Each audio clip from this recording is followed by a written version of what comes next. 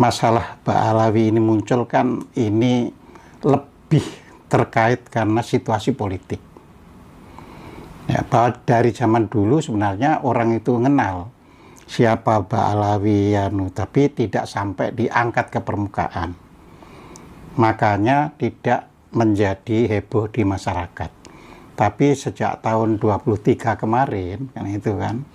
2003 ya? Ya, 2023 ya kemarin itu kan diangkat ke permukaan, ya kan.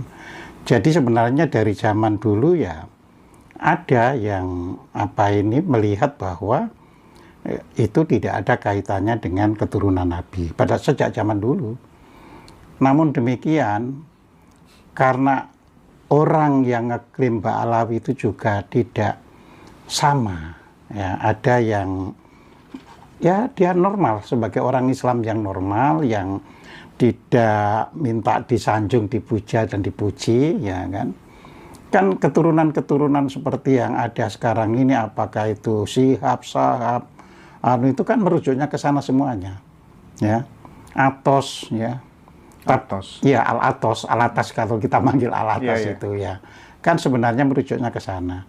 Tetapi kan kalau kita lihat pribadi-pribadi itu selama ini kan tidak ada masalah. Terus yang menjadi masalah kan adanya Ba'alawi pinggiran.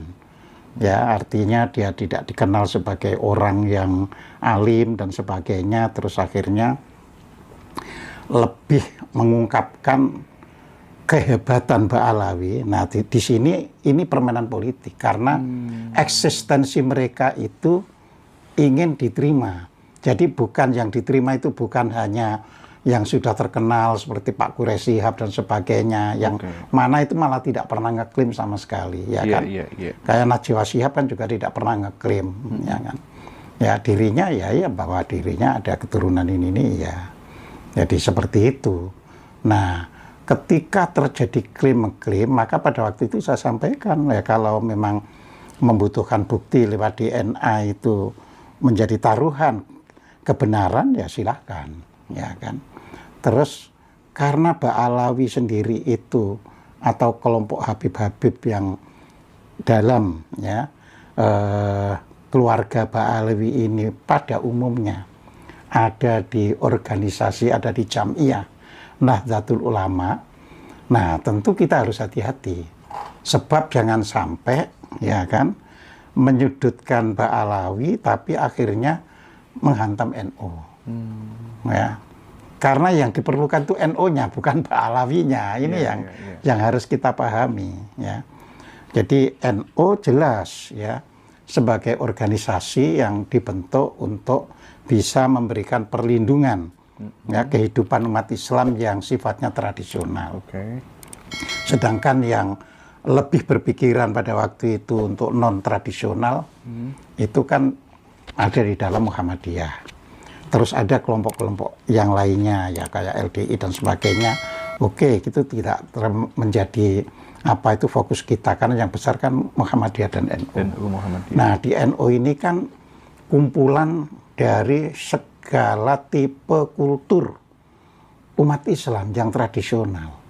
Ya, ada yang sangat percaya pada wali, ada yang setengah-setengah, ada yang seandainya nggak percaya diam. Pokoknya itu ada semua di situ. Ya, tapi kalau terus itu di statement bahwa anti Ba'alawi itu tujuannya untuk menggiring anti-Islam, nah itu keliru. Keliru ya? Keliru. Ya. Jadi kita tidak boleh berasumsi bahwa orang anti Ba'alawi berarti anti-Islam. Anti-Islam, tidak. Ya, apalagi orang Indonesia kan tetap ada wadah NU-nya. Ya. Jadi ini yang harus kita pahami. Nah, yang kita inginkan atau yang kita harapkan tentunya kalau ada orang tidak bisa menerima Ba'alawi dan sebagainya, jangan dikaburkan dengan keberadaan kultur Nahdlatul Ulama. Jadi ini asli yang kultur Nahdlatul Ulamanya itu. Ya, kita tidak berurusan dengan Ba'alawi itu dalam hubungannya itu. Ya. Jadi ya sudah kita misalnya mengakui bahwa Ba'alawi ternyata menurut sebagian peneliti kan gitu kan tidak menjadi turunan Nabi Muhammad terus orang bisa nerima, ya silakan. Ya, kan ini masalah sesuatu yang kita sama dengan berebut pepesan kosong. Ya, jadi pepesan kosong itu ya antara yang meniadakan dengan yang mengadakan, ya cuma nanti ribut terus. Nah, yang kita jaga kan jamiyahnya, jamaah NU-nya. Ya, tapi itu tadi kalau terus muncul bahwa itu nanti akan menggiring keluar dari umat Islam, jelas keliru. Ya.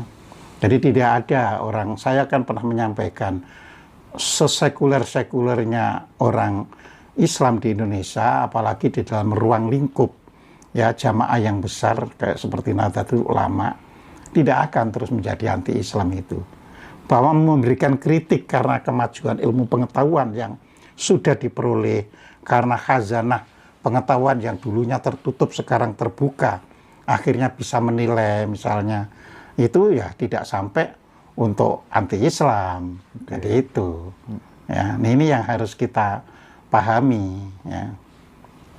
Oke, jadi kita memberikan sebuah kritik ketika kemudian melihat tokoh yang dianggap suci seperti Habaib itu justru untuk kemudian menjaga kemurnian Islam, gitu ya, supaya kemudian tidak dikotori oleh orang-orang yang kemudian dia apalagi ngaku cucunya Nabi, gitu. mengatasnamakan cucunya Nabi. Kita tahu bahwa Quraisy Shihab gitu ya, yang memang sudah benar-benar terah ibaratnya, santai-santai aja, tidak pernah mendeklar dan lain sebagainya.